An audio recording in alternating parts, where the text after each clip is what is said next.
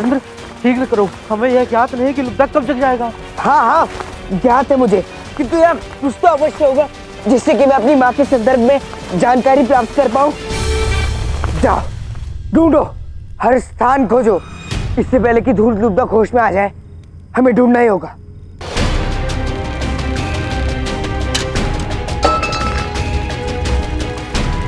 किंतु यह भी तो हो सकता है कि आचार्य चाणक्य का तुम्हें तुम्हारी माँ से ना मिलवाने के पीछे कोई विशेष कारण हो।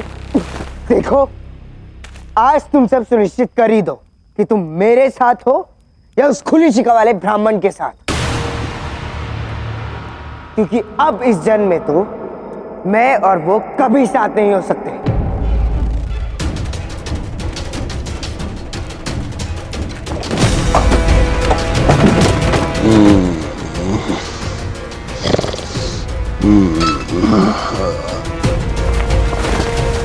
चंद्र, लुब्धक जाग रहा है।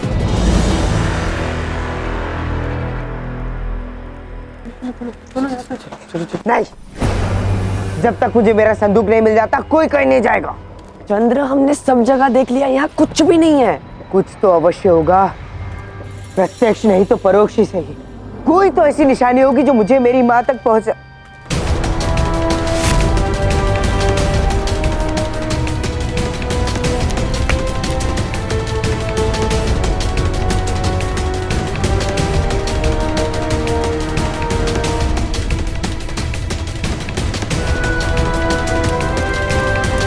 यहाँ कुछ तो है।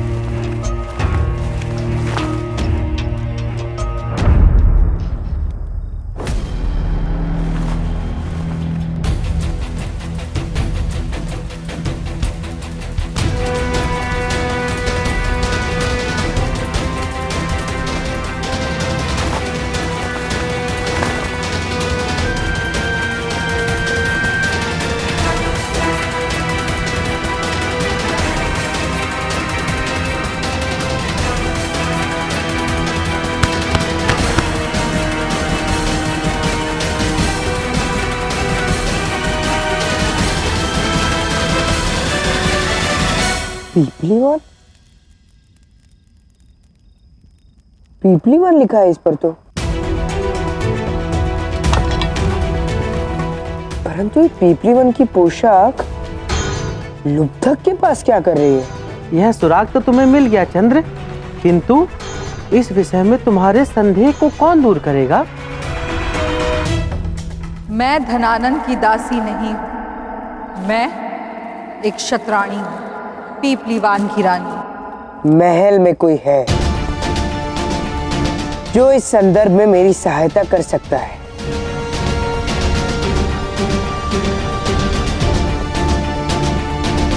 चंद्र, मति मारी गई है तुम्हारी। महल में जाने के विषय में सोचना भी मत। अरे तुमने मगध सम्राट धनानंद के सिंहासन पर लगा हीरा चुराया है। अब पुनः महल में जाना बहुत बड़े संकट को आमंत्रण देने के समान है चंद्र।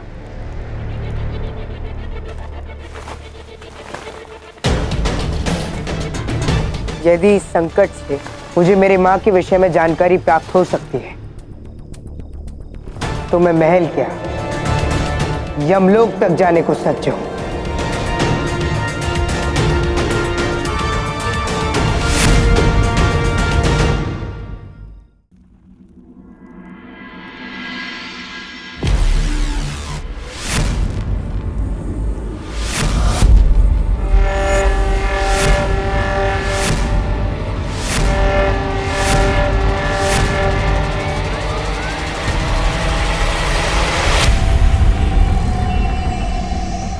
आप सब इस बात से भली भांति परिचित है कि सम्राट को अपने वस्तुओं से विशेष लगाव है, विशेष प्रेम है।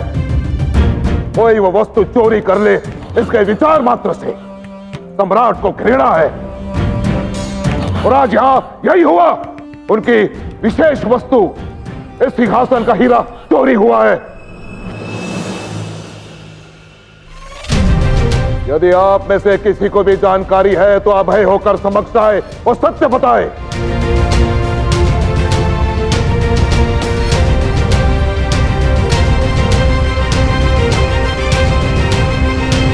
परंतु स्मरण रहे, झूठ और अधूरा सत्य, इससे सम्राट को अत्यंत घृणा है। इसलिए समय अधूरी जानकारी और कल्पनाओं का नहीं है। इसलिए यदि आप में से कोई भी पूर्णता विश्वस्त है तो ही समक्ष आए और ये जानकारी दे, नहीं तो चोर और अधूरी जानकारी देने वाले का केवल एक ही दंड है, वो है मृत्यु।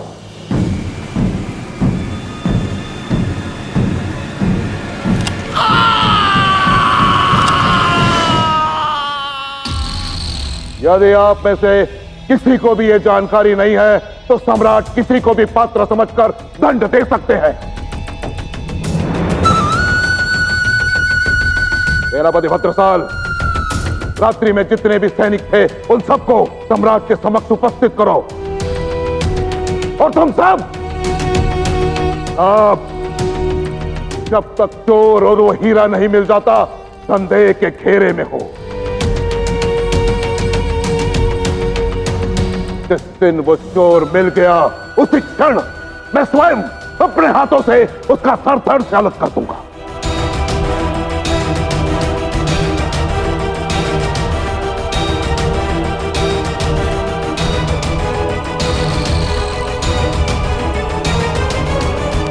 और ये जो मेरा नया स्वामी है ना, ये थोड़ा विचित्र है।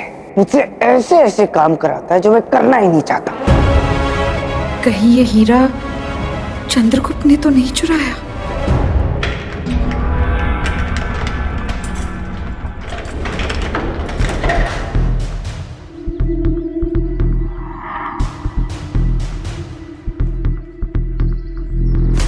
आशा है वीरभद्र की माई के पास मेरे सभी प्रश्नों के उत्तर होंगे।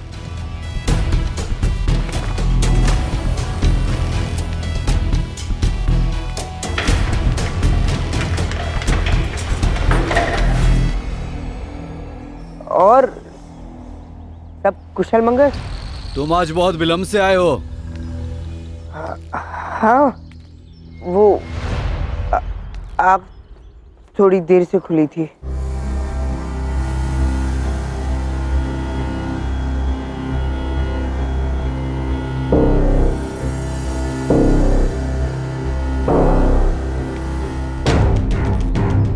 प्रतीत होता है कि हीरे की चोरी की बात फैल गई है।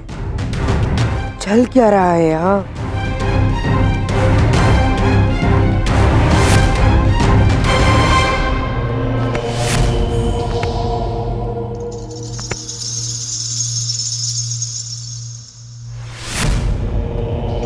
तो बताओ,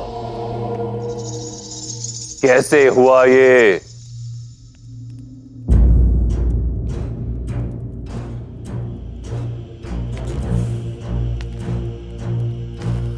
तुम सबके वहां होते हुए हीरे की चोरी हुई कैसे? क्या कारण है इसके पीछे? धन, लोभ या कुछ और? क्या मेरे द्वारा दिया गया वेतन पर्याप्त नहीं होता तुम सबके लिए?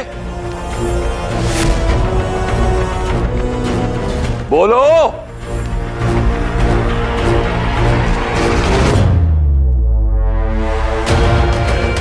सब मौन है। तुम सबका मौन मुझे यह बता रहा है कि मेरे किसी प्रश्न का उत्तर नहीं है तुम्हारे पास। ठीक है, तो विकल्प देता हूं। कांच के इन छोटे छोटे टुकड़ों को रोटी में दबाकर चबाओ, और यदि ये पीड़ादायक लगे तो इस कटार का प्रयोग करो। चुनाव तुम्हारा है।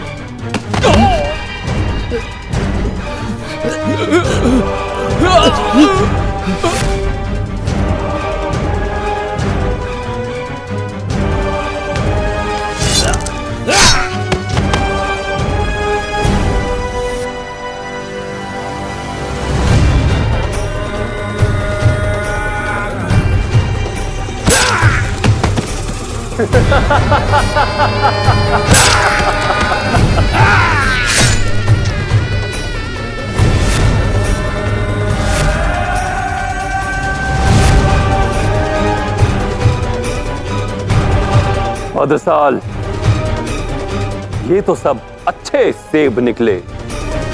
चोरी किसी सड़े हुए सेब ने की है जिसे खोजना अभी शेष है।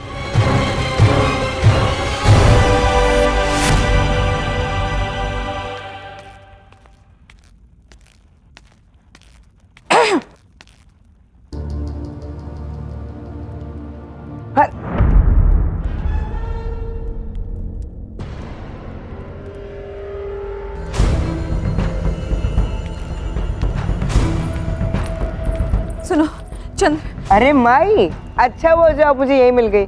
मैं तो आप ही को ढूंढ रहा था। चंद्र, यहाँ समस्या बहुत गंभीर है। चंद्र, मुझे सच सच बताना, वो सम्राट के सिंहासन का हीरा वो तुमने तो नहीं चुराया ना? इसलिए तो नहीं आए थे ना तुम रात में महल में? सच सच बताओ मुझे। माई, आज तक आप ही मुझसे प्रश्न पूछती आई, किंतु अब आपको मेरे प्रश्नों का उत्तर देना होगा, तभी मैं आपको सत्य बताऊंगा। क्या आप इस कमरबंद के विषय में जानती हैं? ध्यान से देखिए माई, ये मेरे पुराने स्वामी लुब्धक के पास था। उसने इसे छुपा कर रखा हुआ था। इस पर पिपलीवन भी लिखा हुआ। और आप तो पिपलीवन की रानी थी। ये तो वही राज चिन्ह है जो बचपन में मैंने चंद्र को दिया था। माई, क्या कोई अनुमान है कि उस लुब्धक के पास कहां से आया होगा? माई, आपका उत्तर ही मुझे मेरी मां तक पहुंचा सकता है।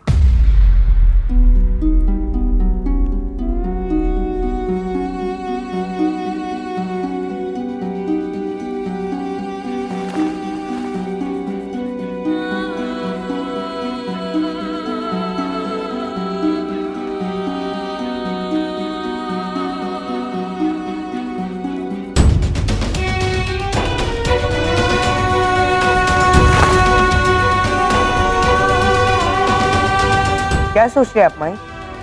अवश्य ही कुछ तो जानती हैं आप इसके विषय में।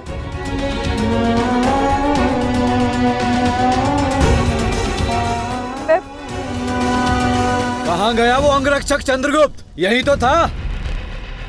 तुम्हारा उस दास से क्या संबंध? इतना प्यार क्यों उमड़ रहा है उसके लिए? तुमको यहाँ से जाना चाहिए।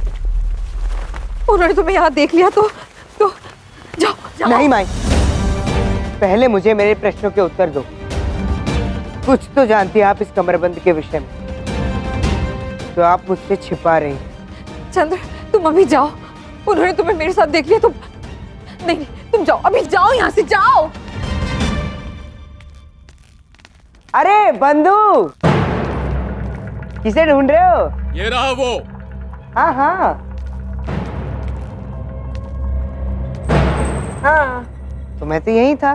चलो, तुम्हें सम्राट ने बुलाया है।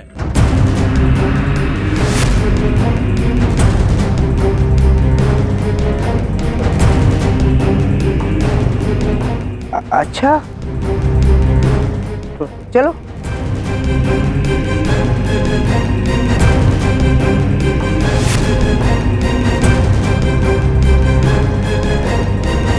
हे ईश्वर, कहीं धनानंद चंद्रगुप्त को चोर तो नहीं समझ रहा? कहाँ है वो हीरा?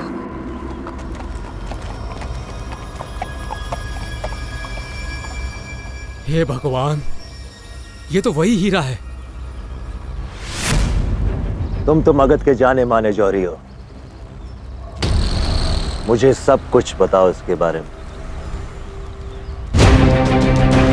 ये हीरा मगध के सम्राट धनानंद के सिंहासन में जड़ित बहुमूल्य हीरा है। जब सम्राट ने पीपली वन राज्य में अधिकार जमाया, तब पीपली वन के राजकोष से उन्हें ये मिला। मैंने खुद तराश कर सम्राट धनानंद के सिंहासन में जड़ा था इसको। सम्राट को यह हीरा बहुत प्यारा है, लेकिन इसके खोने से वो व्याकुल हो रहे होंगे। न जाने कितने लोगों का सर कट चुका होगा। आपको इसे उनको लौटाना चाहिए। वाकई?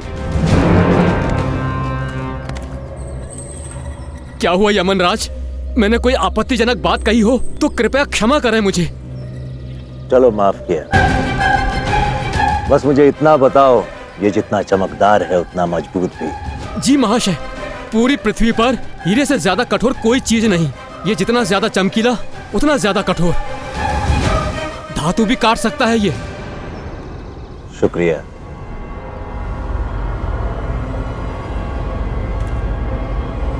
मैं बस इतना ही जानना चाहता था।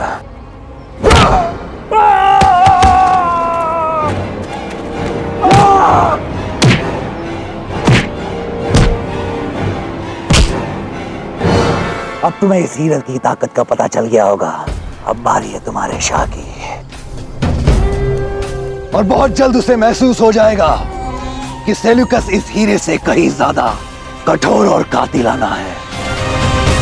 और बहुत जल्द तुम्हारे मुल्क के ऐसे सारे नायाब हीरे जवाहरात मेरे कदमों में पड़े होंगे, और जो कोई मेरे रास्ते में आएगा उसकी मौत मैं ऐसी लिखूंगा जैसी तुम्हारी लिखी है।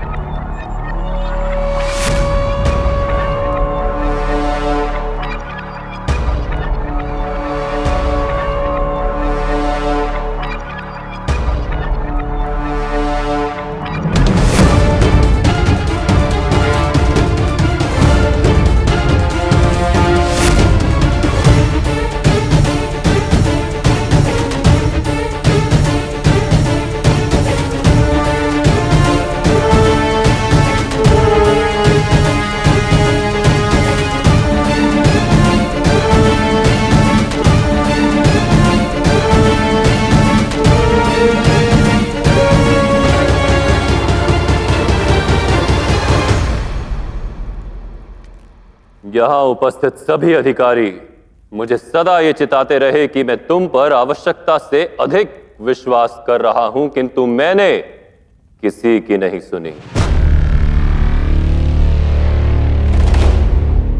तुम पर विश्वास करता रहा, और अब मेरे किसी अति विश्वसनीय और निकट व्यक्ति ने मेरे साथ ही विश्वासघात किया है।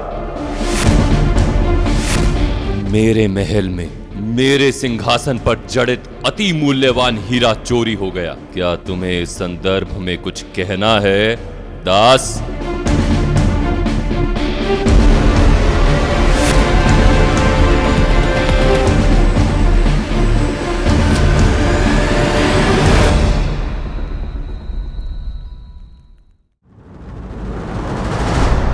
यदि अतिथि बनकर कहीं जाओ तो अच्छा लगता है, मान सम्मान प्राप्त होता है, आदर सत्कार होता है, और फिर धीरे धीरे आप अपने घर से तुलना करना आरंभ कर देते हैं, और फिर अपने घर को तुच्छ समझने लगते हैं। जिस देश में आदर ना हो, ज्ञान ना हो, आजीविका के अवसर ना हो, उसका त्याग कर देना चाहते हैं।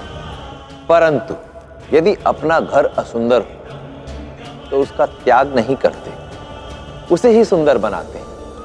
उसे सजाते हैं। यदि आपके देश में सम्मान नहीं, आजीविका के अवसर नहीं, तो कहीं ना कहीं दोषी आप भी। ऐसी अवस्था में विदेशों की तुलना में अपने देश को हे या छोटा मत समझो। यही ज्ञान फैलाओ, यही आजीविका के अवसर उत्पन्न करो, यही सम्मान पाओ। क्योंकि दूसरे का घर कितना भी अच्छा क्यों ना, नींद सदा अपने ही बिस्तर पर आती है। नीतियां मेरी, नियति आपकी। आप नहीं चाहते थे ना कि चंद्रगुप्त को उसकी माँ के विषय में कोई जानकारी प्राप्त हो, किंतु आचार्य उसे लुब्धक के घर में एक कमरबंद मिला है। हाँ आचार्य, और उसी के विषय में जानकारी प्राप्त करने के लिए वो पुनः महल गया है। कहीं ऐसा ना हो कि उसे अपनी माँ के विषय में ज्ञात हो जाए।